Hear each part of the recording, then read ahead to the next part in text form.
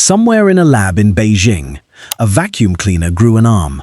A real one, 5 joints, strong enough to lift a shoe off the floor and carry it away. That detail hints at something bigger happening inside an industry almost nobody outside a few trade shows has watched closely.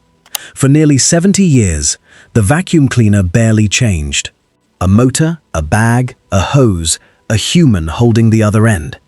Robot vacuums automated the pushing, but they still lived by one unspoken rule: stay on the floor, avoid anything you cannot handle, and hope nobody drops a sock in your path. 7 engineering teams, almost all of them Chinese, just broke that rule, one at a time, stacking on top of each other. Arms that grab objects, legs that climb stairs, docks that boil their own water clean, shapes built to reach corners no round machine ever could. And a final claim from the industry's own leadership about exactly where this ends by 2030. By the end of this video, you will understand how close that ending really is. Before the countdown, it helps to know how little the core idea has actually moved. The first electric vacuum cleaner reached ordinary homes in the early 1900s, and the basic formula, suck air through a filter, trap the dirt, dump it out later, stayed almost untouched for a full century. Robot vacuums showed up in the early 2000s and automated the pushing, using bump sensors and eventually lasers to avoid furniture, but the machine itself was still fundamentally dumb. It could not tell a phone charger from a piece of trash. It could not tell a staircase from a wall. It simply detected a drop and refused to go near it. For roughly 20 years, almost every improvement in this category was invisible. Better mapping software, stronger suction, a slightly bigger dustbin. What changed everything was the arrival of cheap, genuinely capable computer vision, the same kind of camera and AI system that lets a phone recognize a face. Once a vacuum could actually see and classify what was in front of it, instead of just detecting an obstacle and steering around it, every invention on this list became possible within the space of about 18 months. That is the real story underneath all 7 of these. Not one clever gadget, but an entire category suddenly gaining eyes. Let's start at the bottom of the list, with the part of the vacuum most people never even look at. Number 7. The shape nobody questioned. For as long as robot vacuums have existed, they have been round, like a large hockey puck rolling across your floor. Nobody planned it that way on purpose. It just turned out to be the easiest shape to build, and the easiest shape to spin out of a tight corner without getting stuck. The problem is that a circle, by definition, cannot reach a 90-degree corner. Every round robot vacuum ever sold has left a crescent moon of dust sitting exactly where 2 walls meet, no matter how expensive it was. Ecovacs looked at that gap and asked a different question. What if the robot was shaped like the room instead of shaped like a wheel?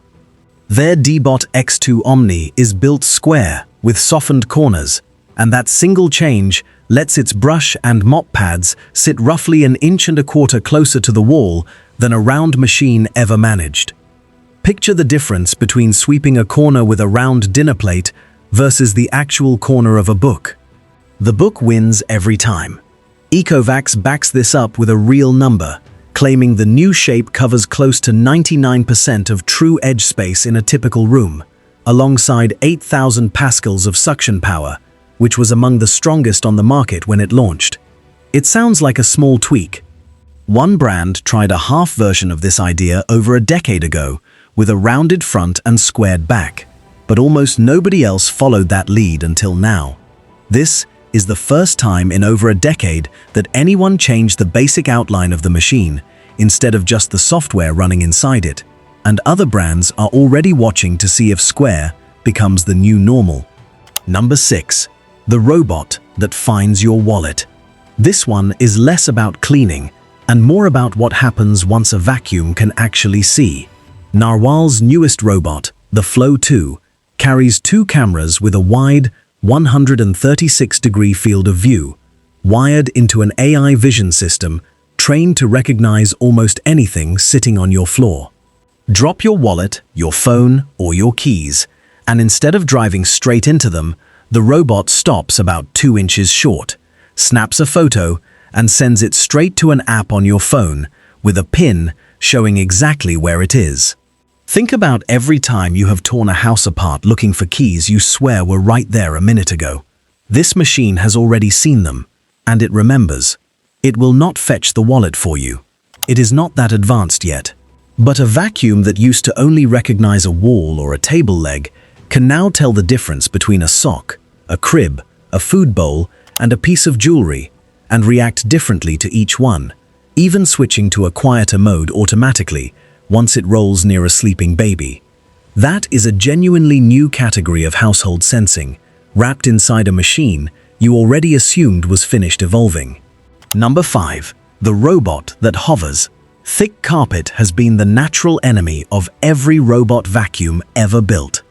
Get the brush too low, and it drags, chokes, and shuts down mid-clean. Keep it too high, and it barely touches the fibers at all, leaving crumbs sitting untouched in plain sight. Roborock's newest models, the Saros 20 and Saros 20 Sonic, solve this with a chassis that can lift the entire robot to one of 8 different preset heights and hold it perfectly level while it cleans. Imagine a car with suspension that reads the road ahead and adjusts itself before the tire even hits the bump. That is roughly what is happening here, except the road is your bedroom rug. The same lifting system already lets these machines climb over a single step nearly 2 inches tall, or a double step over 3 inches tall, crossing thresholds that used to trap earlier generations completely. It began as a fix for doorway thresholds and got repurposed into something else entirely, hovering at the exact height a thick carpet needs so suction can reach the dirt buried deep in the fibers instead of just skimming the surface. Right before we go further, notice what the last 2 inventions actually have in common with each other. Neither the square shape nor the hovering chassis needed a brain upgrade. They solved their problem with physical engineering alone. Everything from here forward is different. Every remaining invention on this list depends on the vacuum being able to see, recognize, and make a judgment call, not just move. That is the real dividing line in this list, and it is about to get a lot more obvious. Quick question for you before we continue. If a vacuum cleaner could genuinely take over half the chores you currently do by hand, which one would you want it to handle first, laundry or dishes? Type your answer in the comments, because the next 3 inventions get a lot stranger. Number 4. The dock that cleans itself with boiling water. Every mop-equipped robot vacuum shares the same quiet, unpleasant secret. The mop pad drags dirty water across your floor for weeks before anyone thinks to wash it by hand. Dreame's X60 Max Ultra tries to erase that problem entirely. Its base station washes the mop pads in water, heated to a full 212 degrees Fahrenheit. True boiling temperature. Hot enough to break down grease, the way a dishwasher breaks down a baked-on stain. Then dries them with warm air, so nothing sits around damp and growing bacteria. The same machine also has an arm that physically extends the mop pad outward by roughly 7 inches, and a side brush that extends nearly 5 inches further, reaching along baseboards and under low furniture that a fixed mop could never touch. Picture a squeegee on a hinge, folding out only when it spots a gap worth reaching. Reviewers who tested it did note one honest trade-off. All that hot water and mopping means the tank empties faster than expected, needing a refill roughly every 600 square feet. A small price for a floor that finally gets properly cleaned instead of just pushed around. Number 3. The arm that picks things up. This is the invention that actually cracked the category open. In early 2025, Roborock unveiled the Saros Z70, the first mass-produced robot vacuum with a genuine mechanical arm folded inside its own body. Roborock calls it OmniGrip, 5 axes of movement, a built-in camera and light for vision, and enough strength to lift close to 2/3 of a pound, all packed into a body barely 3 inches tall, running alongside 22,000 pascals of suction, among the strongest of any robot vacuum sold at the time. When the robot spots one of over 100 recognized objects, a sock, a tissue, a small toy, in its path, the arm unfolds, extends, twists, and physically relocates the object to a basket before the vacuum resumes cleaning. Every robot vacuum before this one operated on avoidance. See an obstacle, steer around it, hope the rest of the floor still gets clean. This is the first one built on removal instead. Think of the difference between a waiter who walks around a dropped napkin all night and one who simply bends down and picks it up. That is the entire industry, shifting from the first waiter to the second. Reviewers who tested it early noted the arm is still slow, taking close to a full minute to move a single sock, which is an honest wrinkle worth knowing before you get too excited. But slow and working is still a category that did not exist 12 months earlier. Number 2. The legs that climb stairs. If the arm broke one rule, this invention breaks the biggest one of all: the assumption that a robot vacuum only works on a single, flat floor. At CES 2026, Roborock unveiled the Saros Rover, a robot vacuum built with 2 independent wheel legs instead of a flat base. Each leg can rise and fall on its own, letting the machine climb actual stairs, cross high thresholds, and even perform small mid-air jumps to keep its balance while descending a step or crossing an uneven gap. Roborock says it can handle curved staircases and carpeted ones, not just straight hard flooring, using a combination of AI motion control, physical sensors, and 3-dimensional spatial mapping to judge each step in real time. Picture a machine that walks the way a person does, shifting weight from one leg to the other, except its feet happen to be wheels, and it is vacuuming the entire time it moves.